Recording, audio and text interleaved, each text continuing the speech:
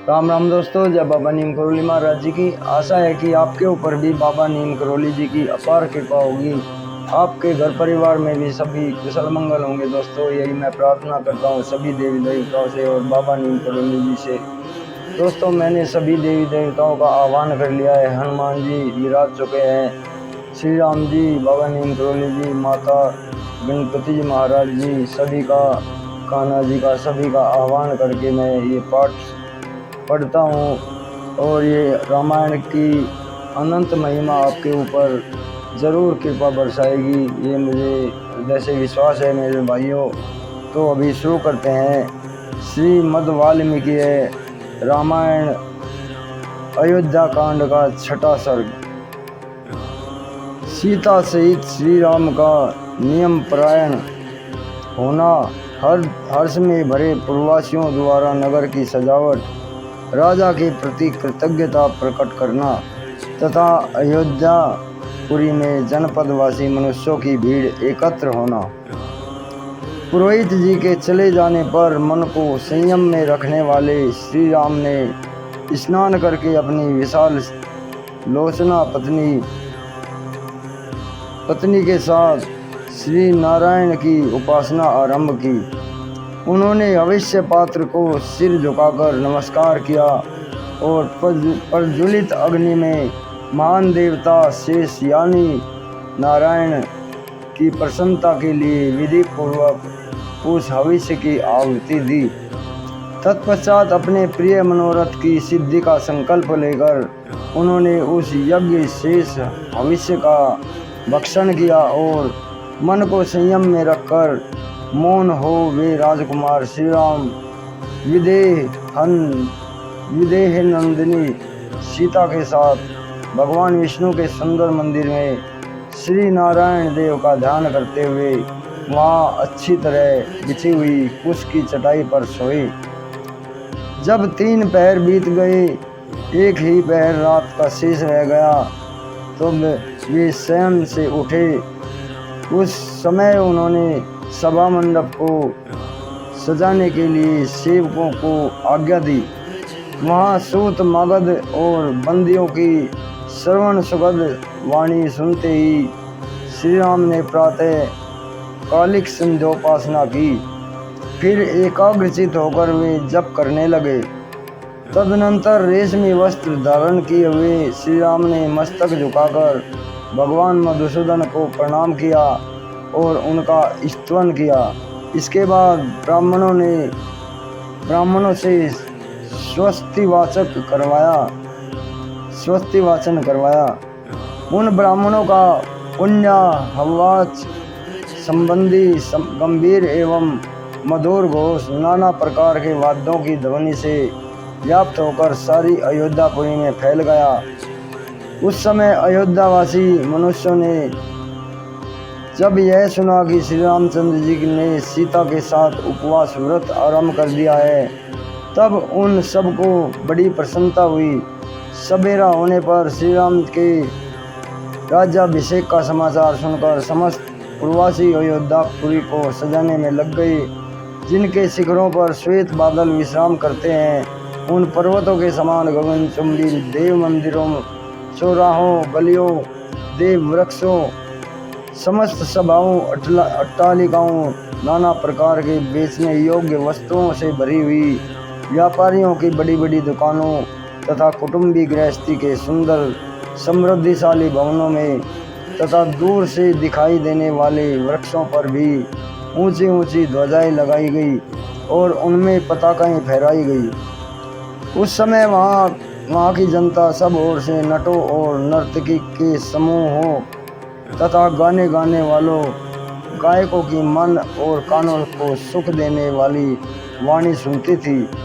श्री राम के राज्याभिषेक का शुभ अवसर प्राप्त होने पर प्राय सब लोग चौराहों पर और घरों में भी आपस में श्री राम के राज्याभिषेक की चर्चा करते थे। घरों के दरवाजे पर खेलते हुए झुंड के झुंड बालक भी आपस में श्री राम जी के राज्याभिषेक की ही बातें करते थे। पूर्ववासियों ने श्री राम के राज्याभिषेक के समय राजमार्ग पर फूलों की भेंट चढ़ाकर वहाँ सब और धूप की सुगंध फैला दी। ऐसा करके उन्होंने राजमार्ग को बहुत सुंदर बना दिया। राज्याभिषेक होते होते रात हो जाने की आशंका से प्रकाश की व्यवस्था करने के लिए पूर्ववासियों ने सब और सड़कों के दोनों तरफ वृक्ष की भांति अनेक शाखाओं से युक्त दीप स्तंभ खड़े कर दिए।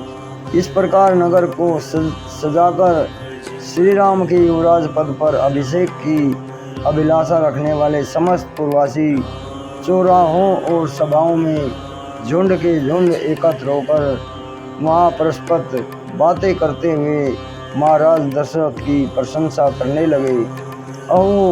इक्ष्वाकु कुल को आनंदित करने वाले ये राजा दशरथ बड़े महात्मा हैं, जो कि अपने आप को बूढ़ा हुआ जानकर श्री राम का राज्याभिषेक करने जा रहे हैं। भगवान का हम सब लोगों पर बड़ा अनुग्रह है कि जो श्री रामचंद्र जी हमारे राजा होंगे और चिरकाल तक हमारी रक्षा करते रहेंगे, क्योंकि वे समस्त लोगों के निवासियों में जो भलाई या बुराई है उसे अच्छी तरह देख चुके हैं। श्री राम का मन कभी उद्धत नहीं होता। वे विद्वान और धर्मात्मा और अपने भाइयों पर स्नेह रखने वाले हैं। उनका अपने भाइयों पर जैसा स्नेह है वैसा ही हम लोगों पर भी है।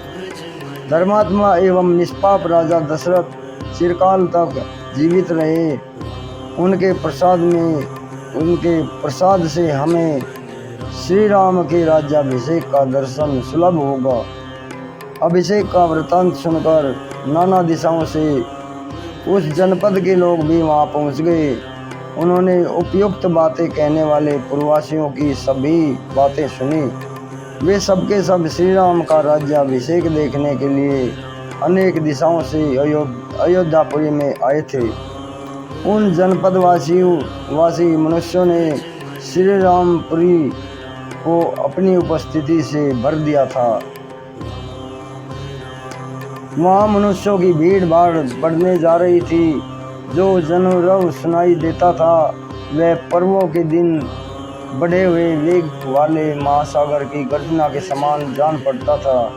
उस समय श्री राम के अभिषेक का उत्सव देखने के लिए पधारे हुए जनपदवासी मनुष्यों द्वारा सब ओर से भरा हुआ वह इंद्रपुरी के समान नगर अत्यंत कोलाहलपूर्ण होने के कारण मकर, नक्र, तिमिंगल आदि विशाल जल जंतुओं से परिपूर्ण महासागर के समान प्रतीत होता था।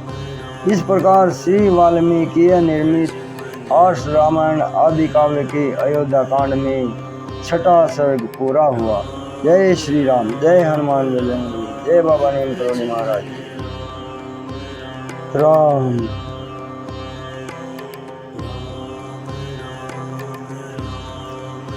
दोस्तों, ये श्रीमद् वाल्मीकि रामायण अयोध्या कांड का 6वां सर्ग पूरा हुआ। कल मैं आपको इसका 7वां सर्ग सुनाऊंगा। श्री राम के अभिषेक का समाचार पाकर खिन्न हुई मंथरा का कैकेयी को उबाड़ना यानी भड़काना, परंतु प्रसन्न हुई कैकेयी का उसे पुरस्कार रूप में आभूषण देना और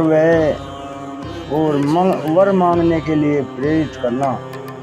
तो कल ये 7वां सर्ग मैं आपको सुनाऊंगा। और कोई अन्य महिमा होगी बाबा नीम करोली जी की या कोई अन्य धार्मिक प्रेरणा होगी बाबा जी की दी हुई, वो मैं आपको सुनाऊंगा। दोस्तों, अब मैं आपसे आज्ञा लेता हूँ। भगवान श्री राम जी, हनुमान जी और बाबा नीम करोली जी सदैव आपके ऊपर दया दृष्टि बनाए रखे, यही मैं प्रार्थना करता हूँ। दोस्तों, तो अभी आज्ञा लेता हूँ। जय हनुमान जी की, जय बाबा नीम करोली महाराज जी की, जय श्री राम।